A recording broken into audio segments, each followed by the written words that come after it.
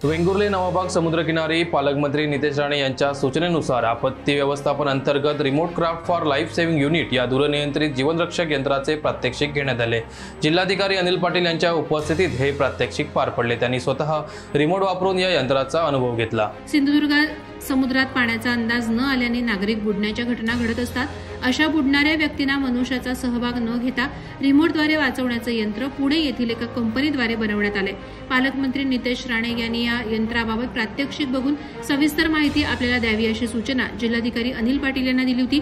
त्यानुसार या कंपनीचे पुणे येथील भूषण चिंचोले यांनी वेंगुर्ले नवाबाग समुद्रात या यंत्राचे प्रात्यक्षिक जिल्हाधिकारी यांना करून दाखवले। यावेळेला जिल्हा बँक अध्यक्ष मनीष दळवी, तहसीलदार ओंकार ओतारी, उभादांडा सरपंच निलेश चमणकर, मंडल अधिकारी विनायक कोदे, तलाठी सायली आधुर्लेकर, भाजप वेंगुर्ले तालुका अध्यक्ष पप्पू परब, मच्छीमार नेते वसंत तांडेल तसंच पोलीस पाटील कोतवाल नागरिक उपस्थित होते। यावेळी रिमोटवर चालणाऱ्या या यंत्राचे प्रात्यक्षिक बघितल्यानंतर जिल्हाधिकारी यांनी त्याचं स्वतः वापरून प्रात्यक्षिक केलं आणि सविस्तर माहिती जाणून घेतली।